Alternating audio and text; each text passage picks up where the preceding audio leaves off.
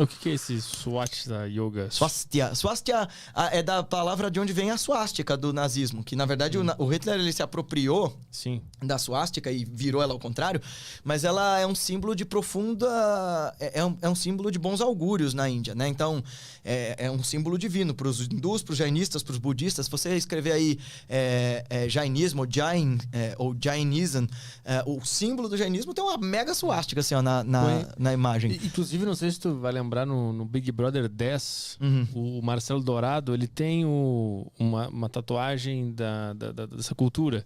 No braço dele tinha várias swastikazinhas. Isso, aí falou, o cara é nazista. Não, é nada disso. Aí é tinha uma mulher lá que começou a ser nazista com essa swastika no braço. Não, ó, essa aí, o jainismo, vocês estão vendo... Então, o jainismo é a religião da não violência. As ideias de Ahimsa, do Gandhi, vieram muito profundamente influenciadas pelo jainismo. Você tá vendo essa monja? Põe essa monja aí com o lencinho na boca. Os jainas, eles têm uma ideia tão radical de não violência que eles usam esse lencinho na boca para que o hálito deles não fira seres invisíveis ou insetos e tal, e eles não criem mau karma ferindo seres. Olha, eles estão usando máscara há 2.600 anos. Caralho. O jainismo é uma religião que nasceu na mesma época do Buda. Era uma época que ser punk naquela época na Índia é o seguinte, é a época dos príncipes renunciantes, né? Rolou alguma parada lá que a casta dos príncipes começou a pipocar um monte de iluminado. O Buda Shakyamuni foi um deles, o Vardhamana Mahavira foi outro. Era a galera que estava contestando o brahmanismo da época e criando suas próprias doutrinas e suas próprias formas de pensar. Não há registro de que o Mahavira e o Buda tenham se encontrado, mas eles eram da mesma época e da mesma região ali de Magadha, que é onde está Bihar e Calcutá, que são algumas das regiões hoje, curiosamente, mais pobres da Índia. Olha que loucura. E aí eles usam esse lencinho na boca e vão varrendo o chão para não pisar em nenhum inseto. E eles fazem qualquer vegano parecer uma brincadeira, porque eles só comem... Eles não comem, por exemplo, um alface, porque você vai matar o alface para tirar ele da terra. Você só come frutos ou oleaginosas ou castanhas e tal, os monges, né? Para não ferir nenhum ser vivo. É bem legal. E bota ali de novo a mãozinha. A swastika. Por que Hitler pegou e virou? Tinha algum símbolo? Esse professor brasileiro que inventou... o Hitler, você tá falando? Por que ele pegou a swastika e virou? Por causa da história dos Árias. Porque, assim, o povo que migrou pra Índia, que era esse povo... Que nos seus textos diziam que era o povo escolhido... todo povo é o povo escolhido de si mesmo, né? Eles eram o povo Ária. O que aconteceu no século XIX, né? Que quando começou a chegar os textos indianos lá na Europa e essa cultura indo-europeia começou a ser...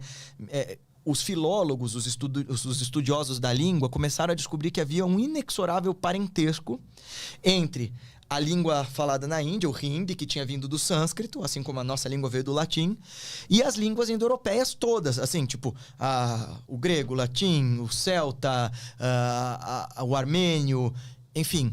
Então, eles começaram a criar um mito de origem para o povo alemão, porque coincidiu de descobrir-se que havia um povo comum na mesma época em que a Alemanha estava se unificando. Isso lá com Bismarck, com a unificação da Alemanha e tal. E eles precisavam de um mito de origem, um mito heróico de origem.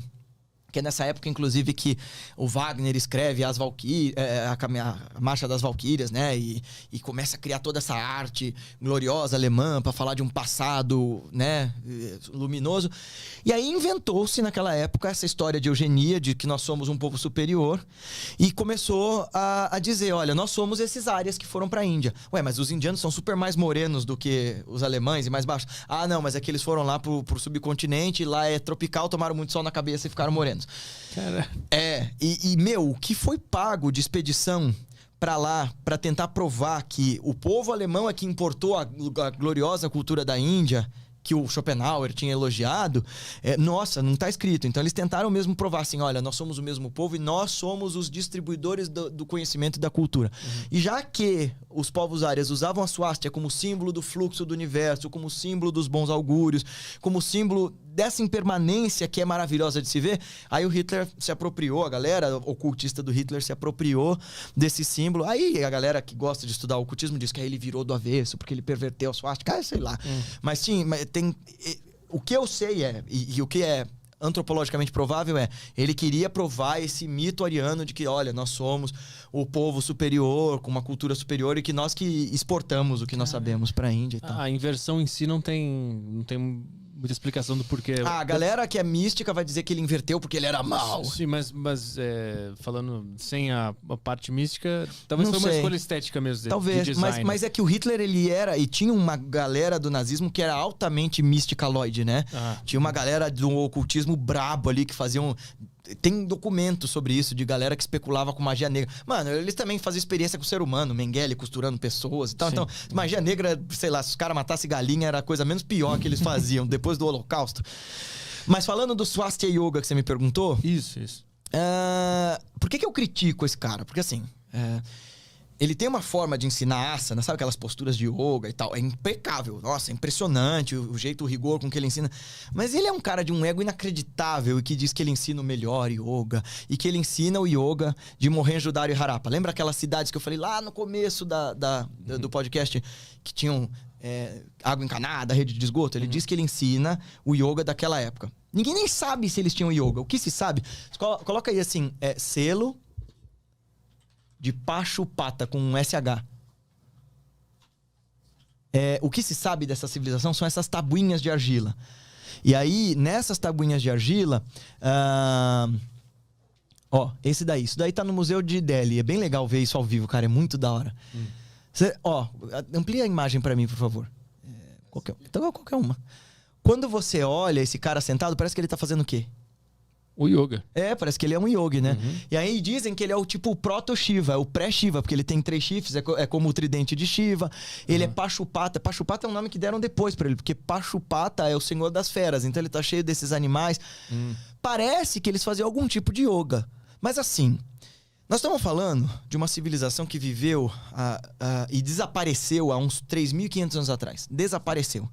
A gente não sabe ler. Tem um TED maravilhoso, inclusive, de um linguista falando que essa é a última grande escrita de uma civilização antiga que a gente não sabe. E a gente não faz a mais puta ideia de como ler esse negócio.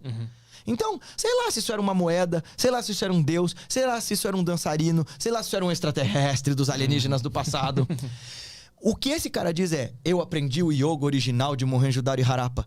Se tem uma coisa que a Índia é boa é em ressignificar e atualizar, em transformar as coisas. Meu Deus, não tem como, em 4.000 anos de história, ele ensinar a mesma coisa. É lorota.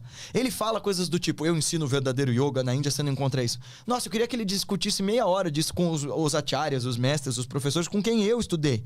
Porque ele diz coisas absurdas do tipo, o Vedanta, que é uma das filosofias mais sofisticadas que eu conheço. O Vedanta é tradicionalista e religioso e o Sankhya é naturalista. O Sankhya é a base das filosofias de lá. Não é nada a ver, o cara mistura Lé com Cré. E qual que é o problema desse cara? Ele tem um sistema físico muito bom para trabalhar asanas, pranayamas e que ajuda as pessoas mesmo. Você que tá fazendo Swastika Yoga, continua, você tá te fazendo bem, vai fundo. Agora, que esse professor não sabe necas de catibiriba de filosofia indiana, isso eu afirmo com qualidade acadêmica pra isso.